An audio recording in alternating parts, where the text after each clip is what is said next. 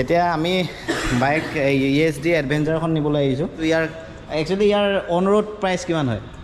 1 2 3 এগিয়াতে ভাল হ'ব।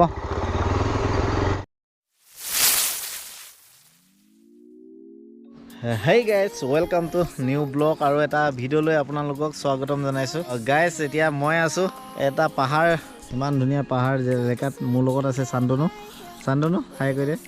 আৰু একদম মানে ইমান ধুনীয়া ধুনীয়া ভিউ, বাপৰে বাপ। একচুৱেলি অহাৰ কোনো ধৰণৰ প্লেনিং নাছিলে, অলপমান ঘৰত সোমাই আৰু নতুন বাইকখন চলোৱা নাছিলোঁ। এতিয়ালৈকে গম নাপায় চাগে আপোনালোকে, যিহেতু মই এখন নতুন মোৰ কাৰণে লোৱা নাই, ভাইটিৰ কাৰণে লৈছোঁ। ঘূৰিবলৈ মোৰ কাৰণে হ'ব আৰু তেনেকুৱা ধৰণৰ প্লেনিঙত বাইকখন কিনিলোঁ।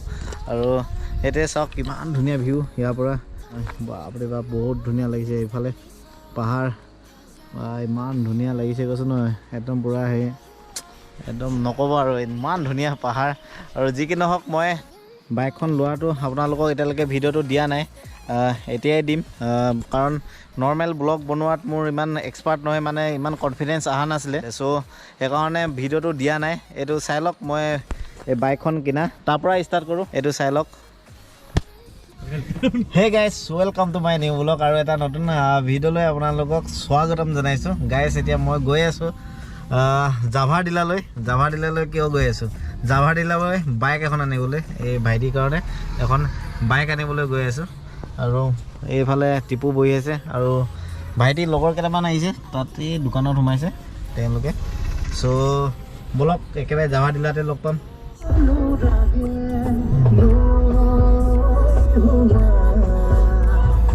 পাই গ'লোঁ, সেই অলপ আগতে আছে। ত' গৈ আছোঁ।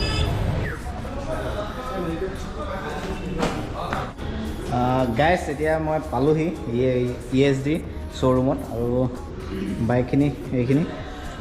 এতিয়া আমি বাইক ESD এডভেঞ্চাৰখন নিবলৈ আহিছোঁ। এতিয়া এইটো কালাৰ নহয় একচুৱেলি ক'বলৈ গ'লে।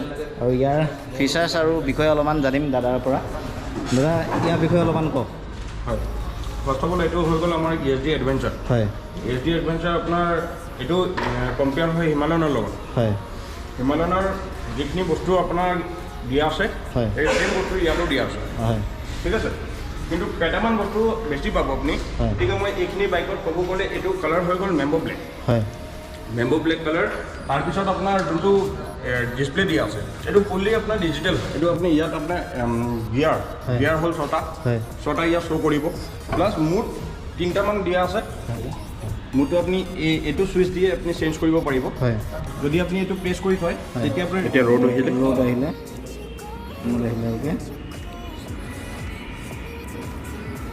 এতিয়া অফ ৰ'ড নোলাই। অ'কে। আৰু প্লাছ আপোনাৰ ইনবিল্ট চাৰ্জাৰ দিয়া হৈছে, অনলি ফৰ ৰাইডিঙৰ কাৰণে। তাৰপিছত আপোনাৰ তেল যোনটো ফুয়েল টেংক হয়, ফুয়েল টেংক আমি কাষ্টমাৰক প্ৰভাইড কৰোঁ যে এইটো 14 লিটাৰৰ টেংক হয়। 100 টকা যদি লিটাৰ হৈ যায়, আপুনি 10 লিটাৰ আৰামছে ভৰাব পাৰে। আমি ইয়াৰ মাইলেজৰ বিষয়ে জানিম অলপ। মাইলেজ কেনেকুৱা দিয়ে, কিমান এভাৰেজ আপোনাৰ মাইলেজ ইয়াতে শ্ব' কৰিব ডিছপ্লেত 37, 36 এনেকুৱা দেখাব। বাট আপুনি 30 to 33, 34 মান পাব লাগে আমাৰ যোনটো টাউন। এইটো ক'ত দেখুৱাই এইটো মাইলেজটো? ইয়াত দেখাব। ইয়াত এতিয়া নেদেখায়, বিকজ এইটো ৰানিং হোৱা নাই। গতিকে ৰানিং যেতিয়া হ'ব, অট'মেটিকলি মাইলেজটো ইয়াত শ্ব' কৰিব। প্লাছ আপোনাৰ আৰু এটা বস্তু দিয়া হৈছে বাইকত, ৰেডিয়েটৰ। এই ৰেডিয়েটৰ লগত এটা ফেনো দিয়া হৈছে। এইটো ফুল্লি কভাৰ থকা হয়। যোনটো টায়াৰ আছে, টায়াৰটো ইয়াত যোনটো গ্ৰিপিং আছে, অফ ৰোডিঙৰ কাৰণে বহুত ধুনীয়া, মানে আপুনি হেৰি পাব। এইটো টায়াৰ টিউবলেছ নেকি? টিউবলেছ নহয়।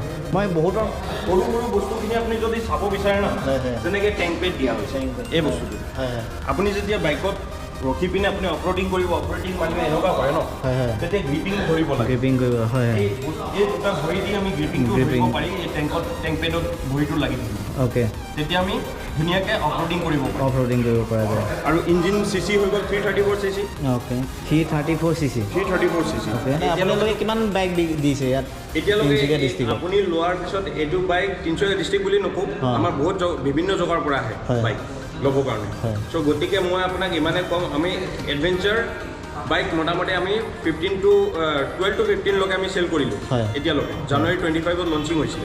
ইয়াৰ একচুৱেলি ইয়াৰ অন ৰোড প্ৰাইচ কিমান হয়?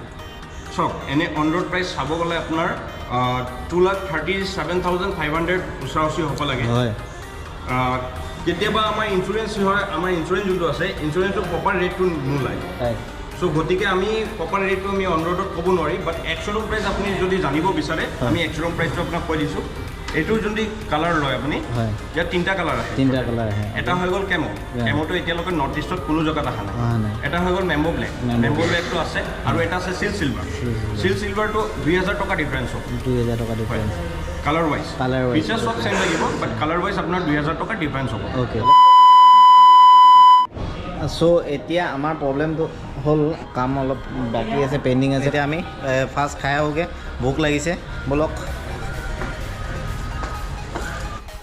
চ' গাইজ চালে আপোনালোকে মানে বাইকখন কিনিবলৈ গ'লোঁ আৰু খাবলৈ গ'লোগৈ খাই আহি কিনে ব্লগ বনোৱা নহ'ল তাৰ যোনজন চেলছমেন আছে তেওঁক 2-3টা কুৱেশ্যন সুধিছিলোঁ আৰু তাৰ কাৰণে এটা ভিডিঅ' বেলেগকৈ বনাম চ' গাইজ এই ভিডিঅ'টো নেক্সট পাৰ্টত কণ্টিনিউ কৰিম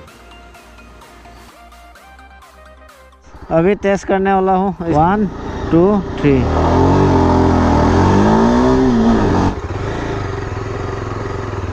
एक गियाते ভাল হ'ব